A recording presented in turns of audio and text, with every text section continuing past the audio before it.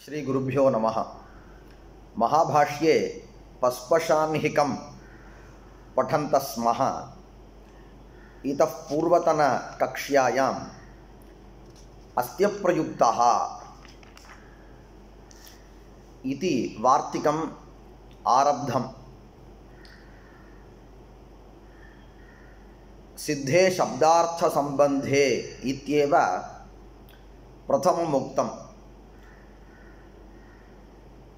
शब्दानुशासनं कस्मिन् सन्दर्भे कथम् आरब्धम् इत्यस्य उत्तरत्वेन सिद्धे शब्दार्थसम्बन्धे इत्युक्तम्। तत्र इयं प्रतिज्ञा फलति शब्दः पूर्वमेव विद्यमानः अस्ति इत्युक्ते प्रयुक्ताः शब्दाः तत्रापि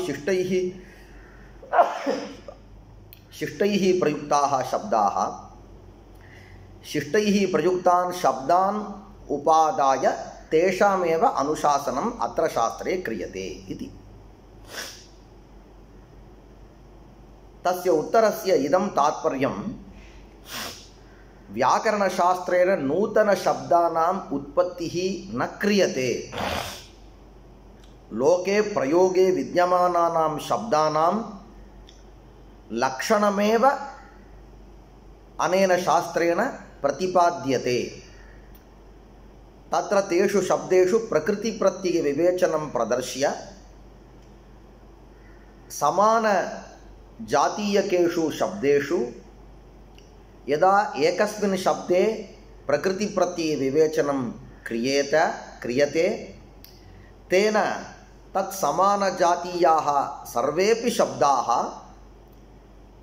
एवमेव भवितुमर्हन्ति। तेषाम् अपि निष्पत्तिः तेषां विषयेपि प्रकृतिप्रत्यय विभागज्ञानम् एवमेव भवति, विभागः एवमेव भवति इति ज्ञानं भवति। तेन किं फलं भवति इति पृष्टे यस्य शब्दस्य विषये अस्माभिः लक्षणसमन्वयः क्रियते तत्सदृशाः यदि अन्ये शब्दाः भवेयुः तर्हि ते सर्वेपि साधवः। तत्सदृशाः एव साधवः, तद्विसदृशाः असाधवः इत्येव एतादृशज्ञानं भवति, इत्येवं ज्ञानं भवति। तदेव फलं। तदानीं पृष्टं ननु प्रयुक्तानाम् इदम् अन्वाख्यानम् इति उक्तं किल, अप्रयुक्ताः अपि शब्दाः अनेन शास्त्रेण अन्वाख्यायन्ते, तत् कथम् इति पृच्छति। प्रतिज्ञाविरोधः। तदानीं किं भवति, अप्रयुक्तानां शब्दानां यदि अनुशासनम् अनेन शास्त्रेण सिद्ध्यति तर्हि अप्रयुक्ताः ते शब्दाः असाधवः इति सिद्ध्येत्। यतः शिष्टैः अपरिगृहीताः शब्दाः असाधवः, एवञ्च शिष्टप्रयोगे न सन्ति एते शब्दाः, तर्हि ते शब्दाः असाधवः इत्यपि सिद्ध्यति, असाधुशब्दानाम् अनुशासनम् अत्र क्रियते इत्यपि सिद्ध्यति इति एतादृशदोषाः आपतिताः। अत एव गतकक्ष्यायाम् अस्त्यप्रयुक्तः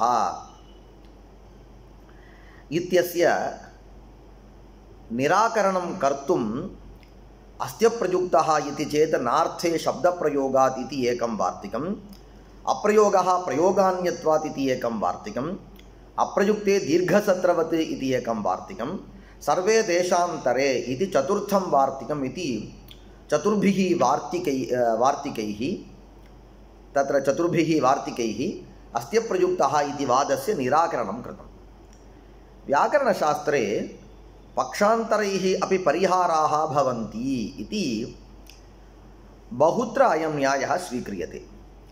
इतरशास्त्रेषु एकस्य आक्षेपस्य निराकरणं यदि प्रथमम् एकया युक्त्या क्रियते तदनन्तरं द्वितीया युक्तिः यदि आरभ्यते तर्हि इतरशास्त्रेषु एवं वर्णयन्ति, प्रथम युक्तौ केचन दोषाः सन्ति इति कृत्वा द्वितीययुक्तिः आरभ्यते। द्वितीययुक्तौ केचन दोषाः सन्ति इति तृतीययुक्तिः आरभ्यते इत्येवं वर्णयन्ति इतरशास्त्रकाराः। परन्तु व्याकरणे पक्षान्तरैः अपि परिहाराः भवन्ति इति उच्यते। इत्युक्ते प्रथमपक्षेण यदि आक्षेपः खण्ड्यते तदनन्तरमपि द्वितीयपक्षः यदि आरभ्यते तर्हि प्रथमपक्षे दोषः अस्ति इति अवश्यम् अङ्गीकर्तव्यम् इति न। अन्योपि पक्षः तस्य आक्षेपस्य खण्डनाय अन्योपि पक्षः अस्ति इति पक्षस्य पक्षान्तर अदूषकत्वं पक्षान्तरैः अपि परिहाराः भवन्ति इति एवं वदन्ति। तद्वत् किमर्थम् इत्युक्ते इतः परं भाष्ये एकत्र तत्र प्रवृत्तिनिमित्तानि चत्वारि इति स्वीकृत्य कश्चन पक्षः उपस्थाप्यते। तदनन्तरं तावत् प्रवृत्तिनिमित्तानि त्रीणि एव इति आधृत्य आक्षेपस्य खण्डनं क्रियते। इतः परम् आगमिष्यति तत्।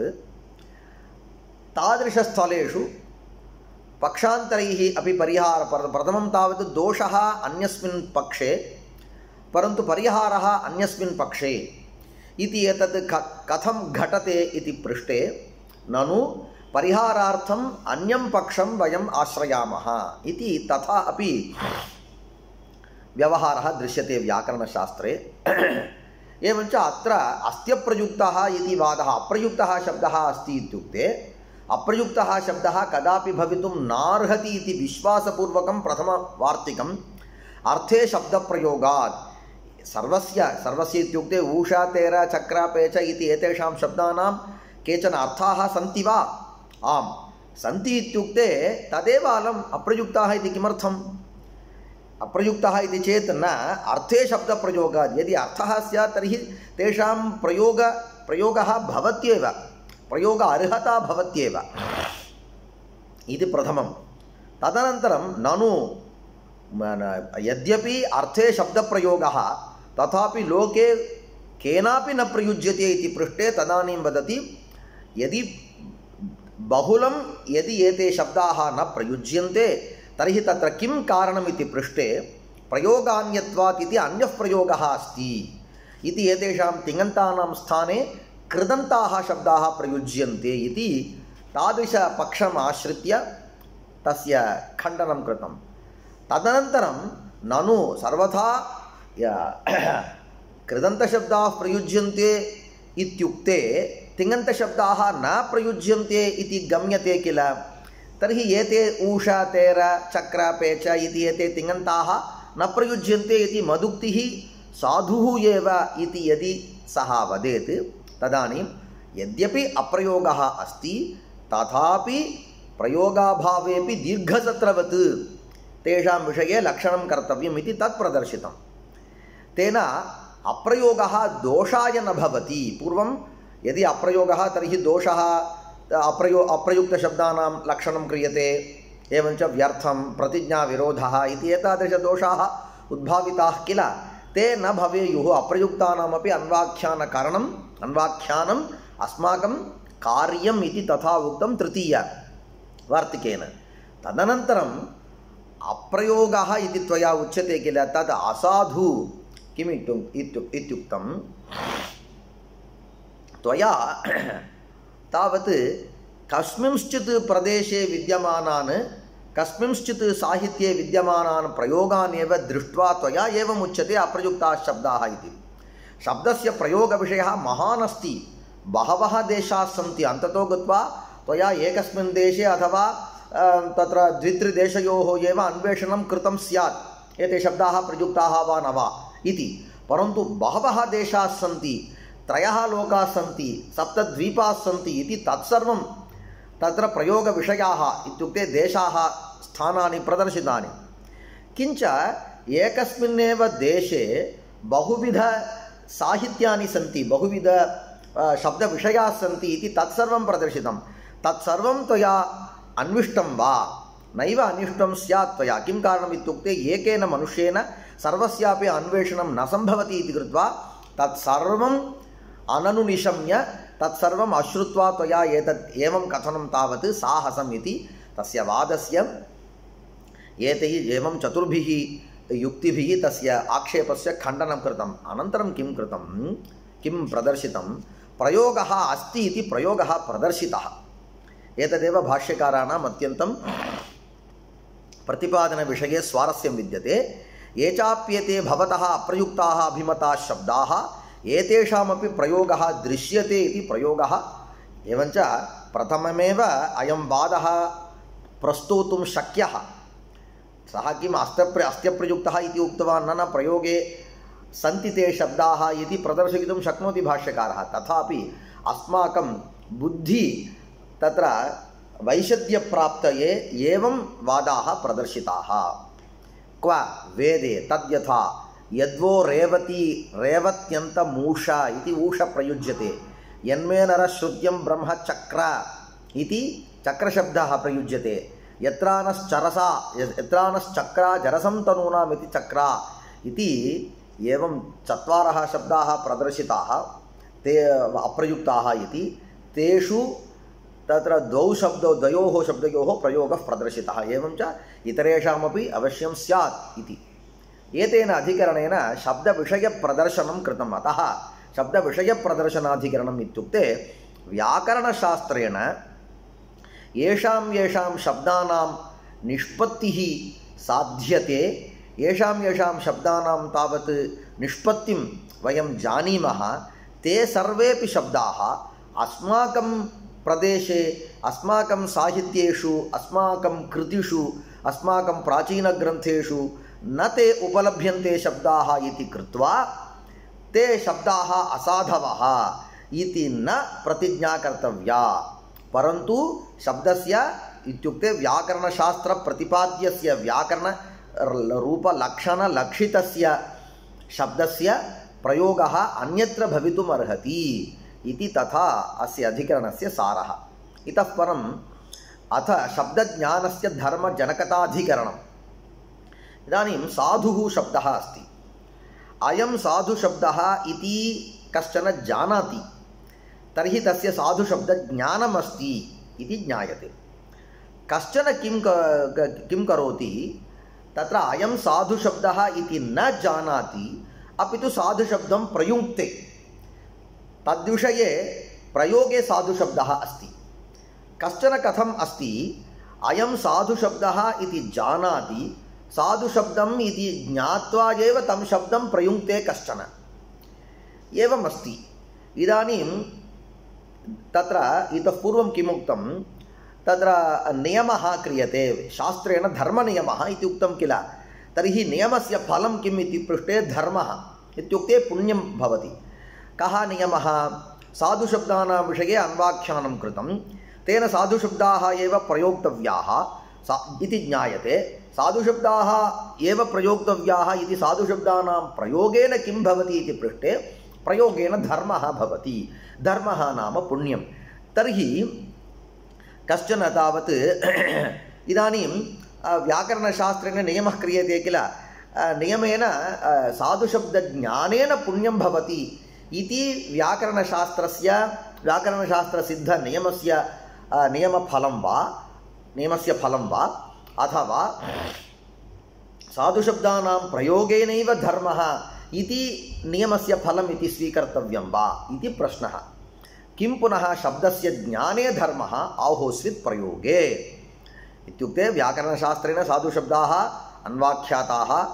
किमर्थं साधुशब्दाः एव अन्वाख्याताः, असाधुशब्दाः न अन्वाख्याताः इति प्रश्नः। तेन किं नियमः, साधुशब्दाः एव तत्र साधुशब्देभ्यः असाधुशब्दाः व्यावर्त्यन्ते इति ज्ञायते। किमर्थं साधुशब्दाः अत्र गृहीताः इति प्रश्ने साधुशब्दैः एव धर्मः भवति। साधुशब्दैः धर्मः भवति इत्युक्ते साधुशब्दानां ज्ञाने धर्मः भवति अथवा प्रयोगे धर्मः भवति इति तस्मिन् सन्दर्भे अयं प्रश्नः उदेति। अतः पृच्छति, किं पुनः शब्दस्य ज्ञाने धर्मः आहोस्वित् प्रयोगे इति पृच्छति।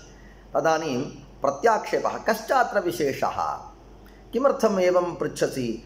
ज्ञाने धर्मः आहोस्वित् प्रयोगे इत्युक्ते ज्ञानेपि धर्मः अस्तु प्रयोगेपि धर्मः अस्तु। धर्मः इत्युक्ते पुण्यम् अवश्यं भवेति इति निश्चितं।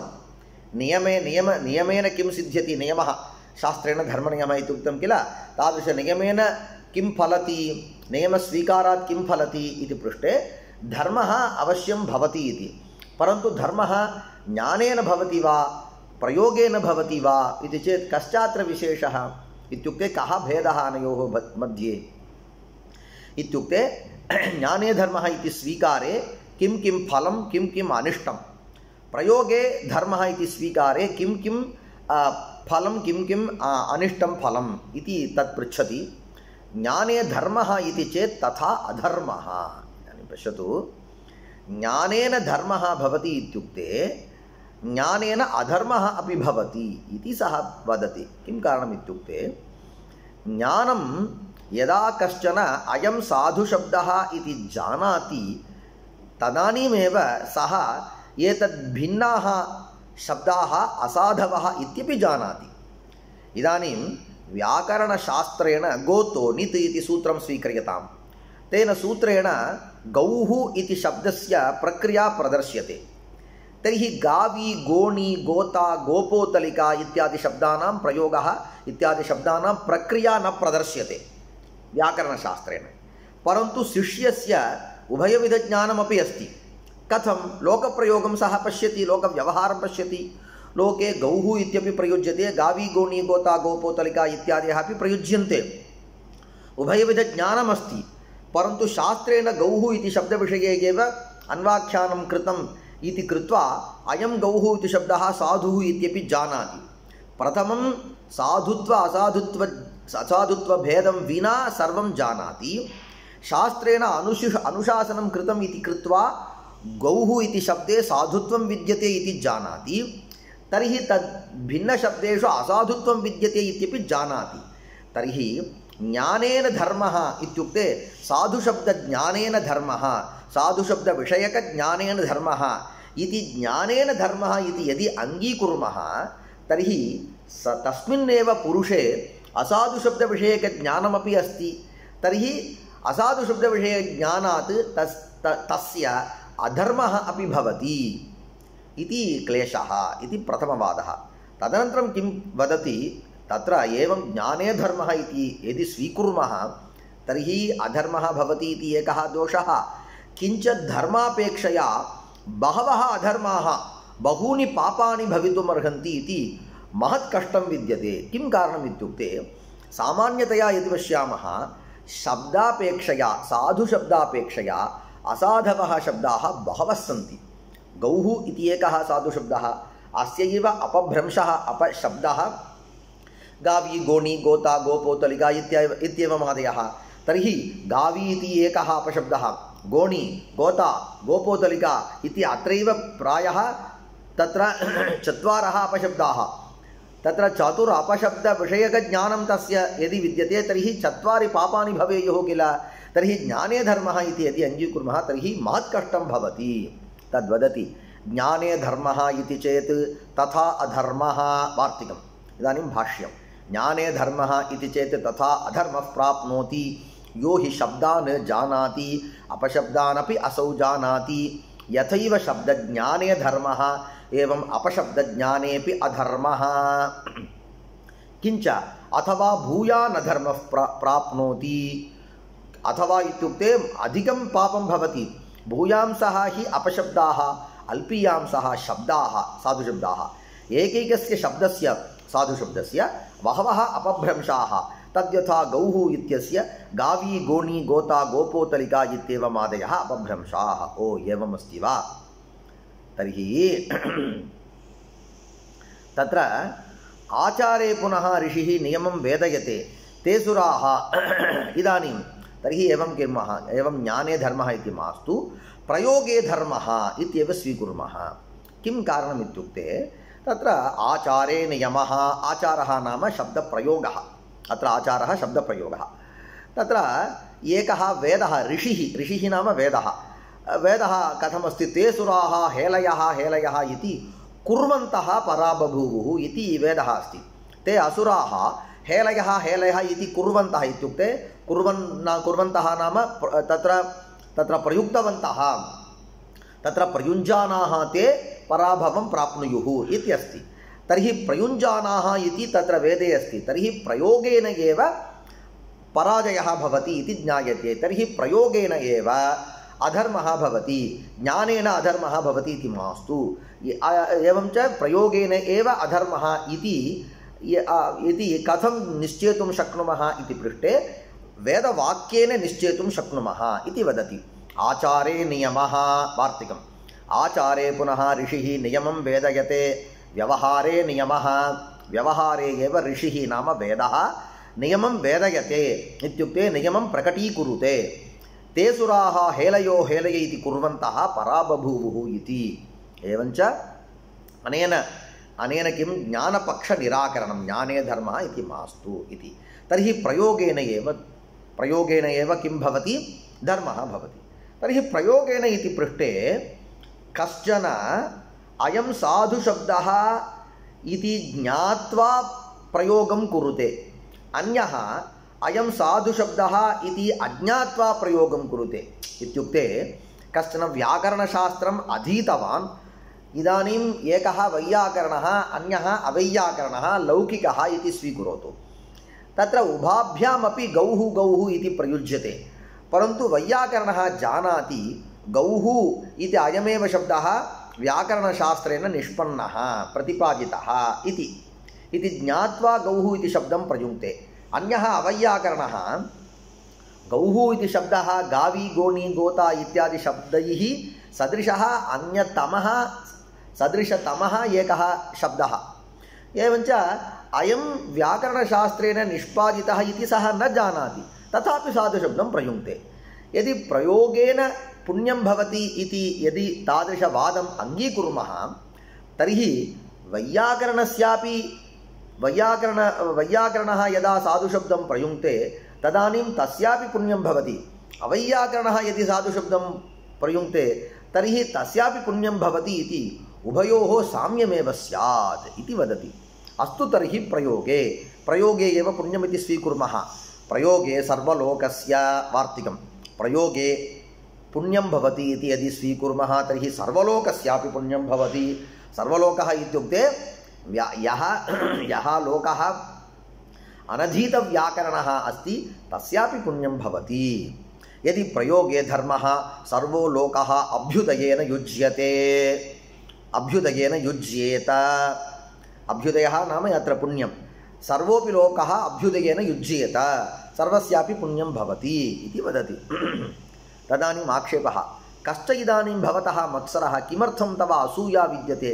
सर्वस्यापि लोकस्य यदि पुण्यं भवति तर्हि पुण्यं भवतु नाम। वैयाकरणः अपि साधु करोति, अवैयाकरणः अपि साधु करोति। इदानीं जानन् अयं साधु शब्दं प्रयुङ्क्ते, तत्र अजानन् सः असाधुशब्दं प्रयुङ्क्ते,